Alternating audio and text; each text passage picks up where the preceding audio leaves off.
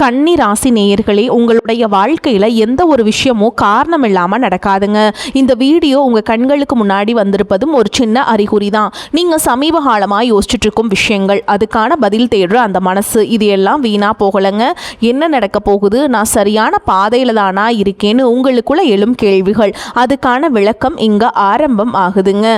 வாழ்க்கை கொஞ்சம் மெதுவாக போகிற மாதிரி தோணலாம், ஆனால் அது நின்று போகலைங்க. அது உங்களை சரியான நேரத்துக்கும் சரியான இடத்துக்கும் கொண்டு போய்கிட்டே இருக்கு. இந்த நேரத்தில் ஒரு சின்ன விஷயம் நீங்க செய்யணுங்க. தினமும் காலையில் உங்க குலதெய்வத்துக்கு ஒரு விளக்கேத்துங்க. அந்த ஒளி உங்க வாழ்க்கையில் இருக்கக்கூடிய குழப்பத்தையும் இருளையும் அகற்றும். நம்பிக்கையோடு அந்த ஒரு அடியை எடுத்து வைங்க. கன்னிராசி நேயர்களே, பரமசிவனின் கருணை உங்களை பாதுகாக்குது.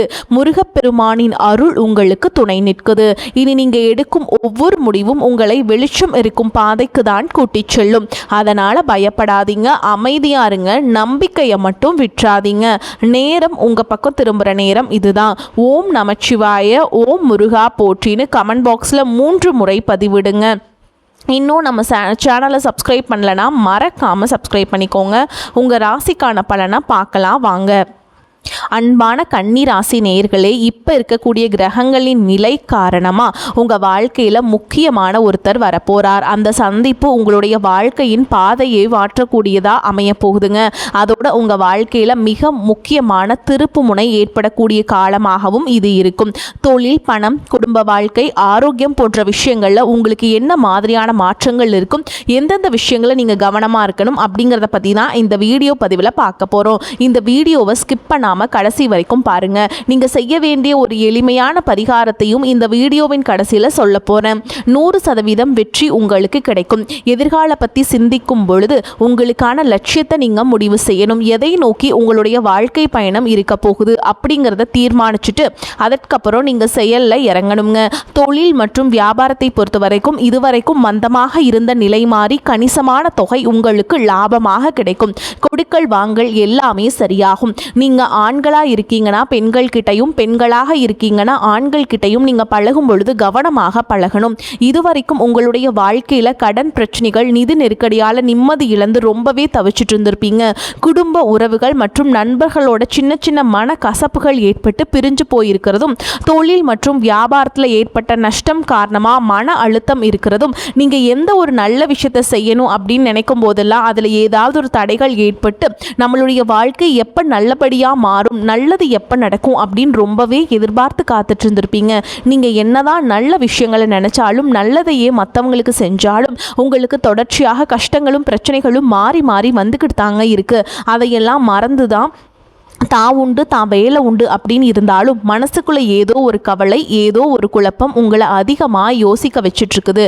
யாராவது என்னுடைய குழப்பங்களுக்கு பதில் சொல்ல மாட்டாங்களா, நல்ல தீர்வை சொல்ல மாட்டாங்களா, கடைசிக்கு என்னுடைய கஷ்டங்களை காது கொடுத்து கேட்க மாட்டாங்களா, ஆறுதலாக 4 நல்ல வார்த்தை பேசிட மாட்டாங்களா, என்னை உண்மையாக நேசிக்க மாட்டாங்களா, எதிர்பார்ப்பு இல்லாமல் என்கிட்ட பழக மாட்டாங்களா அப்படின்னு தான் நீங்கள் ஆதங்கப்படுறீங்க. இப்படி நினைக்கக்கூடிய உங்ககிட்ட நான் சொல்லக்கூடிய ஒரே ஒரு விஷயம், உங்களுடைய வாழ்க்கையில் உங்களுக்கு பிரச்சனைகள் இருக்குது, கஷ்டங்கள் வருது அப்படின்னா நீங்கள் நிறைய பாவங்கள் பண்ணிட்டீங்க அப்படின்னு அர்த்தம் இல்லைங்க. நீங்கள் தவறான நபர் அப்படின்னும் அர்த்தம் இல்லை. இந்த வாழ்க்கை உங்களுக்கு சில பாடங்கள் கற்றுக் கொடுக்கிறது அப்படிங்கிறத நீங்க உணர்ந்துக்க வேண்டிய காலம். சாதாரணமா எல்லாரும் சொல்லலாம், நல்லது செஞ்சா இங்க காலம் இல்லை அப்படின்னு நினைப்பாங்க. நாம் நல்ல விஷயத்தை எப்போ செஞ்சாலும் அதற்கான பலன்கள் உடனே கிடைக்கலனாலும் அது கால தாமதமாக தான் கிடைக்கும் அப்படிங்கிறத நீங்கள் புரிஞ்சுக்கணுங்க. கெட்ட பேர் வாங்குறது ரொம்ப ஈஸி, சில நிமிடத்தில் நடந்துருங்க. ஆனால் நல்ல பேர் வாங்குறதுக்கு ரொம்ப வருஷம் ஆகும். அதனால் எப்போவுமே எதிர்பார்ப்புகளை குறைச்சிக்கிட்டு எப்பவும் போல் இயல்பாக இருக்க நீங்கள் பழகிக்கணும். இப்போ வரைக்கும் நீங்கள் எப்படிப்பட்ட கஷ்டமான சூழலில் இருந்தாலும் சரி, அதுவெல்லாம் நிரந்தரம் கிடையாதுங்க. உங்கள் வாழ்க்கை இன்னும் முடிஞ்சிடல அப்படிங்கிறத நீங்கள் ஞாபகத்தில் வச்சுக்கணும். இப்போ உங்கள் வாழ்க்கையில் இருக்கக்கூடிய கடன் பிரச்சனையோ, கணவன் மனைவி பிரிவோ, அல்லது காதல் தோல்வியோ, அல்லது வேலை இல்லாமல் கஷ்டப்படுறதோ, இது மாதிரி உங்க வாழ்க்கையில உங்களை சுத்தி நடக்கக்கூடிய எல்லா விஷயங்களும் உங்களை அழிக்கிறதுக்காக வரலங்க, உங்களை மாத்துவதற்காக வந்திருக்கு. ஒரு புதுவிதமான வாழ்க்கையை எதிர்காலத்தில் நீங்க வாழ போறீங்க. அதுக்கான ஒரு அடித்தளமா தான் இதை நீங்க எடுத்துக்கணும். சிலருக்கு பார்த்தீங்கன்னா இந்த பிரச்சனையெல்லாம் கொஞ்ச நாளா இருந்தா பரவாயில்ல, ரொம்ப வருஷமா இப்படி தான் போயிட்டு இருக்கு, எனக்கு சுத்தமா நிம்மதியே இல்லை, என் குடும்பத்தில் சந்தோஷமே இல்லை, என்னை எல்லாரும் ஏமாத்துறாங்க, எப்பவும் நான் மற்றவங்களுக்காக வாழ்கிற மாதிரியே இருக்குது, எனக்கு பிடிச்ச சின்ன சின்ன ஆசைகளை கூட என்னால் நிறைவேற்றிக்க முடியலை. இதையெல்லாம் ஒரு நிமிஷம் நினச்சி பார்க்கும்போது என்னடா இந்த வாழ்க்கை ஓடிக்கிட்டே இருக்கிறோம், இதுவெல்லாம் எப்போ சரியாகும் அப்படிங்கிற கேள்விக்கு பதில் தெரியாமல் தான் இன்னமும் நீங்கள் ஓடிக்கிட்டு இருக்கீங்க. இப்போ நீங்கள் எப்படிப்பட்ட சூழலில் இருந்தாலும் எவ்வளவு மன அழுத்தத்தில் இருந்தாலும் அதுவெல்லாம் உங்களுக்கு கூடிய சீக்கிரத்திலேயே மாறப்போகுதுங்க. அப்படிங்கிறத நீங்கள் ஞாபகம் வச்சுக்கோங்க. சாதாரணமாக 1 டிகிரி 2 டிகிரி படிச்சுட்டு வேலை இல்லாமல் சில பேர் இருப்பீங்க. சில பேர் தன்னுடைய படிப்புக்கு சம்பந்தமே இல்லாமல் குறைவான சம்பளத்தில் தன்னுடைய குடும்ப கஷ்டத்துக்காக ஏதாவது ஒரு வேலையை செஞ்சிட்ருப்பீங்க. இந்த சுக்கிர ஆதித்ய யோகம் காரணமாக உங்களுடைய மனசுக்கு பிடிச்ச மாதிரியான நல்ல வேலை அதிகமான சம்பளத்தோடு கிடைக்க போகுது. அதே நேரத்தில் அந்த வேலையில் சில சவால்கள் எல்லாம் கடந்து வந்தீங்கன்னா சில மாதங்களுக்கு பிறகு உங்களுக்கு பதவி உயர்வும் கிடைக்க போகுது. தொழில் மற்றும் வியாபாரம் மூலமாக நஷ்டத்தை சந்திச்சு கடனில் இருக்கிறவங்களுக்கும் உங்களுடைய புதிய யுக்திகள் மற்றும் புதிய முயற்சிகள் மூலமாக எல்லாவற்றிலுமிருந்து மீண்டு வருவீங்க. எதிர்பாராத நபர்கள் மூலமாக உங்களுக்கு உதவிகள் கிடைக்கும். நல்ல வேலையாட்கள் கிடைப்பாங்க. உங்களுடைய பொருளாதாரம் உயரப்போகுது. குடும்ப வாழ்க்கை இனிமையாக இருந்தாலும் குழந்தை பாக்கியம் இல்லை அப்படின்னு கோயிலுக்கும் ஹாஸ்பிட்டலுக்கும் மாறி மாறி போயிட்டு வந்திருப்பீங்க. சரியான புரிதலோடு சரியான மருத்துவ சிகிச்சைகள் மற்றும் குலதெய்வத்திற்கு பொங்கல் வச்சு வழிபாடு செய்வது, ஆரோக்கியமான விஷயங்களை செய்வதன் மூலமாக இந்த வருடத்தின் இறுதிக்குள்ள நிச்சயமா உங்களுக்கு குழந்தை பாக்கியம் கிடைப்பதற்கான வாய்ப்புகள் இருக்கு. அப்படி உங்களுக்கு கரு உருவாகக்கூடிய சூழல்ல நீண்ட தூர பயணங்களையும் அளவுக்கு அதிகமாக யோசிக்கிறதையும் முற்றிலுமாக நீங்க தவிர்க்கணும். இதை மட்டும் நீங்க சரியா செஞ்சுட்டு வந்தீங்கன்னா அழகும் அறிவும் ஒன்றாக இருக்கக்கூடிய குழந்தை பிறக்கும். இது நாள் வரைக்கும் நீங்க என்னதான் பாசிட்டிவா இருந்தாலும் உங்களுடைய மனசுல நெகட்டிவான எண்ணங்கள் வந்து எந்த ஒரு காரியத்தை செஞ்சாலும் அதுல உங்களுக்கு ஒரு முழு திருப்தி இல்லாத மனநிலையை தந்திருக்கும். அதனாலேயே உங்களுக்கு மனதளவில் பல சோதனைகள் எல்லாமே வந்திருக்கும். உங்களுடைய கடின உழைப்பால் உங்களுக்கு வருமானம் அதிகமாக வரக்கூடிய சூழல் இருந்தாலும் வருமானத்தையும் மீறி அதிகமாக கடன் வாங்கி செலவு செய்யக்கூடிய சூழல்களும் வந்திருக்கும். சில இடங்களில் மற்றவங்களுக்கு கடனாக பணத்தை கொடுத்துட்டு அதை திரும்ப வாங்க முடியாமல் ரொம்பவே மன உளைச்சலுக்கு ஆளாகி இருப்பீங்க. இதனாலேயே குடும்பத்திலையும் சரி தொழிலையும் சரி உங்களுக்கு நிம்மதி இருந்திருக்காது. உடல் ஆரோக்கியத்தை பொறுத்த வரைக்கும் 50 வயசுக்கு மேலே இருக்கவங்க ஏதாவது உடல் பிரச்சனை காரணமாக மருந்து மாத்திரைகளை அதிகமாக சாப்பிடுவீங்க.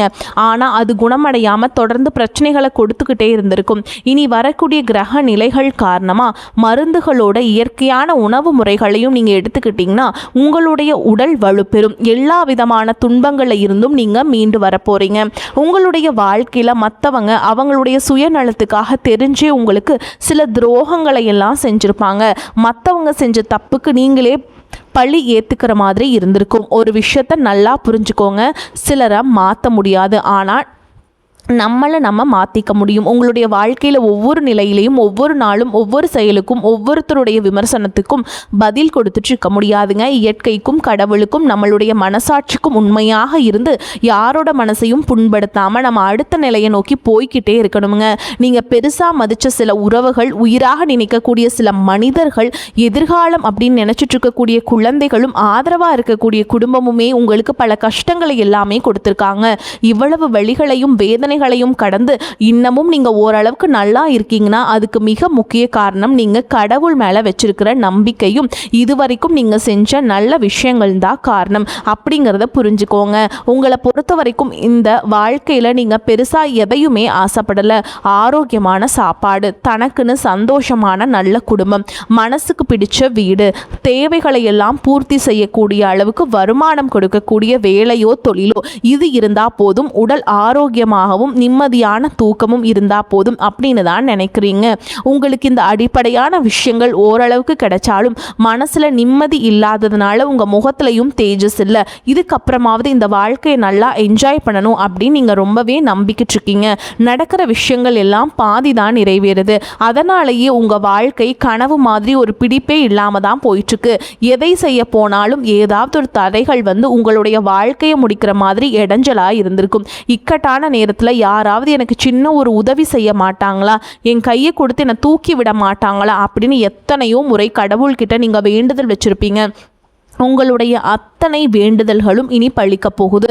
இதுவரைக்கும் வாடகை வீட்டில் இருந்திருப்பீங்க, அதனாலேயே உங்களுக்கு திருமணம் சில நேரங்களில் தடைபட்டு இருந்திருக்கும். இது நேரடியாக சொல்லாமல் ஜாதகம் சரியில்லை, பொருத்தம் இல்லை, அரசாங்க வேலை இல்லை, பெற்றோர்கள் சரியில்லை அப்படின்னு ஏதோ ஒரு காரணத்தை சொல்லி தட்டி கழிச்சிட்டு போயிருந்திருப்பாங்க. நீங்களே காதலிச்சா கூட அவங்களும் ஒரு சந்தர்ப்பத்தில் எங்கள் அப்பா அம்மா ஒத்துக்கலை, உனக்கு என்ன பிடிக்கலை அப்படின்ட்டு கடைசி நேரத்தில் ஏமாற்றிட்டு போகக்கூடிய சூழலும் இருந்திருக்கும். இனி வரக்கூடிய காலங்களில் உங்களுக்கு நல்ல வேலை வாய்ப்பு அமையும் பொழுது அந்த இடத்துல உங்களுடைய திறமைகளுக்கு மதிப்பு கொடுப்பாங்க. உங்களுடைய நிர்வாகத்திறன் மற்றும் தலைமை பண்பு அதிகரிக்கும். மற்றவங்களுடைய மதிப்பும் மரியாதை வைக்கிற மாதிரியான செயல்களை செய்வீங்க. துணிச்சலான முடிவுகளை எடுப்பீங்க.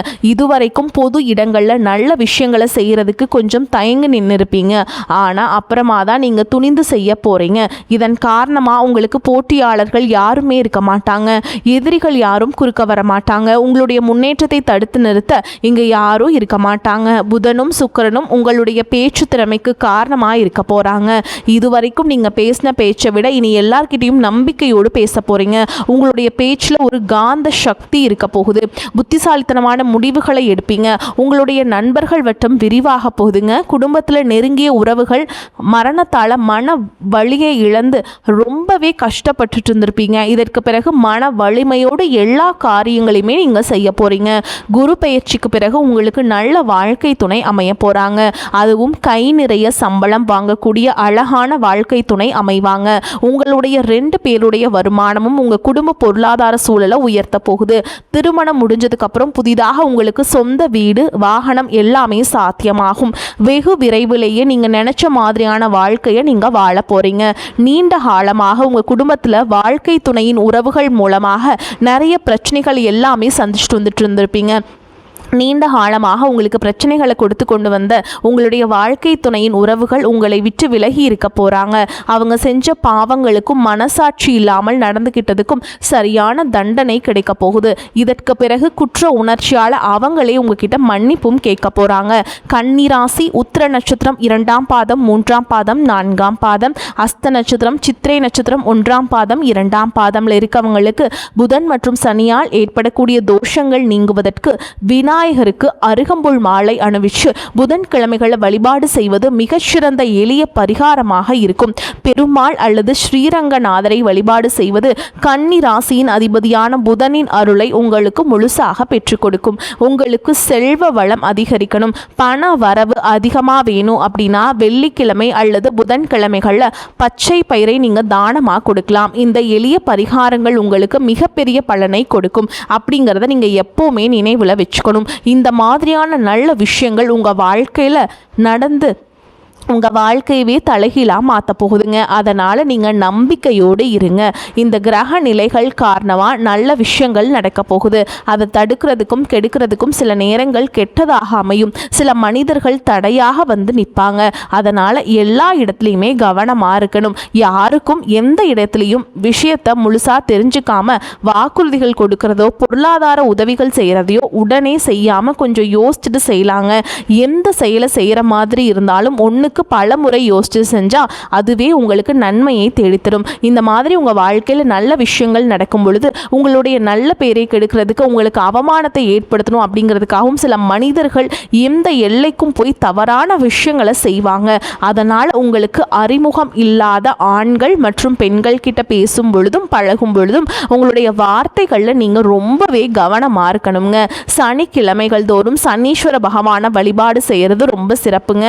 சனிக்கிழமைகளில் நீங்கள் வந்து என்ன பண்ணுறீங்கன்னா எள் கலந்த சாதத்தை காக்கைக்கு படைக்கிறது ரொம்பவே விசேஷம். அதே மாதிரி இல்லாத ஏழை எளிய மக்களுக்கு, அதாவது பசியால் வாடுறவங்களுக்கு, சாப்பாட்டுக்கு வழி இல்லாதவங்க இல்லை தூய்மை பணியாளர்களாக இருக்காங்க இல்லைங்களா, அவங்களுக்கு ஒருவேளை சாப்பாடு வாங்கி கொடுங்க. அவெல்லாம் அவங்களுக்கு என்ன தேவைப்படுதோ அதை வாங்கி கொடுக்கறது மூலமாக உங்களுக்கு சனி பகவானுடைய கருணை பார்வை முழுசாமே உங்களுக்கு கிடைக்குங்க. அதே மாதிரி இன்னொரு பரிகாரம், பிரதோஷம் நாட்களில் சிவனை வழிபாடு செய்கிறது உங்களுக்கு சிறப்பான பலன்களை கொடுக்கும். நீங்கள் வில்வ இலைகளால் சிவபெருமானுக்கு அர்ச்சனை செய்து வழிபாடு செய்கிறதும் சிறந்தது. இல்லைனா கரும்பு சாறு வாங்கி கொண்டு போய் கொடுத்து அர்ச்சனை செய்து வழிபாடு பண்ணலாம். உங்களால் என்ன முடியுது, ஒரு பால் வாங்கி கொடுக்கலாம். இந்த மாதிரி உங்களால் முடிஞ்ச வழிபாட்டை நீங்கள் செய்யுங்க. இல்லைனா பிரசாதம் கொடுக்கறது அந்த மாதிரி இதுவும் பண்ணலாம். ஓகேங்களா? இது வரைக்கும் நீங்கள் எதையாவது வேண்டுதல் வச்சுட்டு நிறைவேற்றாமல் இருந்தீங்க அப்படின்னா அந்த வேண்டுதல்களை கட்டாயமாக நிறைவேற்றுங்க. வேண்டுதல்களை நிறைவேற்றாமல் விட்டுறாதீங்க. அது உங்களுக்கு தெய்வ குத்தமாக கருதப்படுங்க.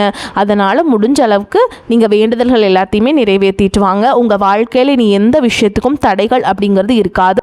எல்லாமே நல்லபடியாக அமையும். தன்னம்பிக்கையோடவும் தைரியத்தோடவும் ஒவ்வொரு அடியும் எடுத்து வைங்க. ஜெயிக்க போறீங்க. அதை யாராலும் தடுத்து நிறுத்த முடியாது. உங்களுக்கு நல்லதே நடக்கும். வாழ்க வளமோடு நலமோடு.